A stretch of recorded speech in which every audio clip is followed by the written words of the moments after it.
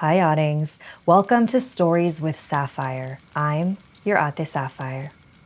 When I was in junior high, I attended 1 week of outdoor school. It was like summer camp except during the school year. And there was one night I'll never forget.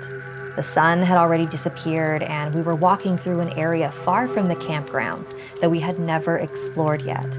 Suddenly, our leader stopped and told us that one by one, we would be returning back to camp by ourselves. It was called a trust hike. It was to prove to ourselves that our built-in navigation systems are more powerful than we think. Our leader was going to stay with a group in the woods, and another counselor was waiting back at the campgrounds with a walkie-talkie to let them know when each of us returned safely and to send the next one up. Obviously, I made it out okay, but I think about that exercise often and wonder, has it ever gone wrong? That was the inspiration for today's story. And now, it's story time.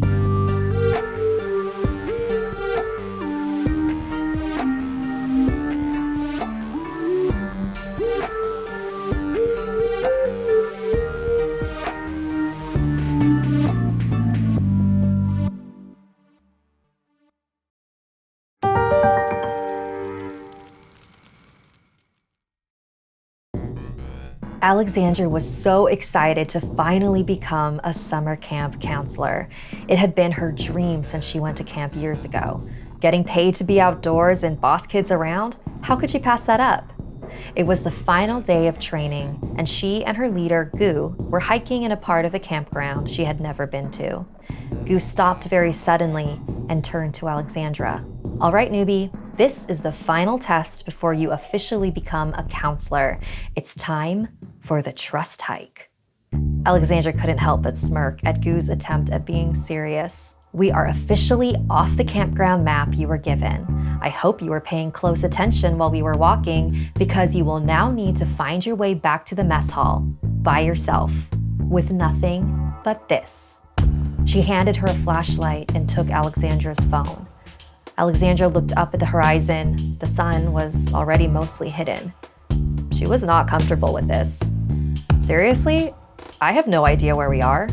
"Every counselor before you has been through this and made it out just fine. You're not as lost as you think. Trust me." Alexandra looked out at the dense and dark canopy of trees before her. She took in a deep breath and walked through. The crunch of the leaves beneath her feet was booming in her ears. She steadied her breath. Leaves snapped behind her and she whipped around. Nothing. "Stop being so paranoid," she thought to herself. "We didn't run into trouble on our way here, so why would I run into trouble on the way back, right?" She looked down at the ground.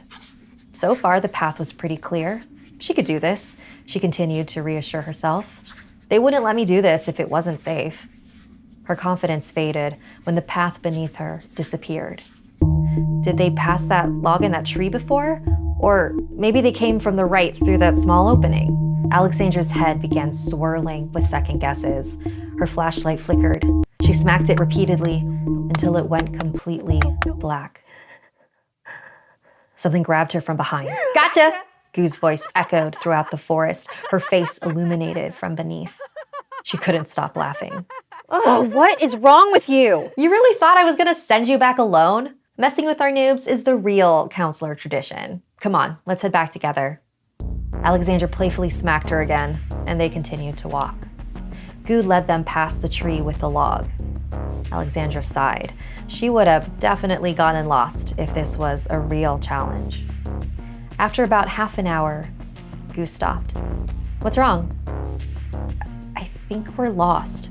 "Okay, sure, Gu. Let's just go." What the? Maybe it's a different tree and log that looks just like the other one? There's no way we've been going in a circle. We've been walking uphill this whole time. Let's just keep walking, come on. Another 30 or so minutes had passed by. Surely they had to be getting closer to camp. And then they saw it again. They heard a tree branch crack in the distance. Gu shot the light towards that direction. They saw the silhouette of a tall, muscular man, but his head did not look human. Gu and Alexandra screamed and ran in the opposite direction. The sound of hooves echoed through the forest as the creature stampeded its way towards them. They batted tree branches out of their way and stumbled through thorny bushes until eventually they tumbled out onto the pavement outside of the mess hall. They looked back at the forest. The sound of hooves had disappeared. Scratched and bruised, Goo and Alexandra jumped up and down and hugged. We're okay, Goo.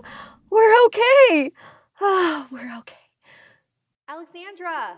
Goo! Alexandra? Goo? Where are you guys?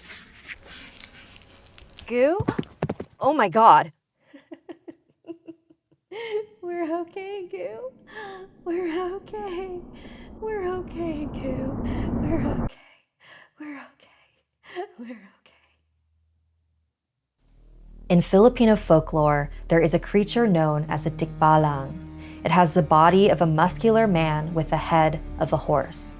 They love to mess with travelers in the forest and get them lost, sometimes manipulating them to the point of insanity. If you suspect that you're being played with by a tikbalang, you can reverse the curse by turning your shirt inside out, which confuses the creature. If only Goo and Alexandra had known.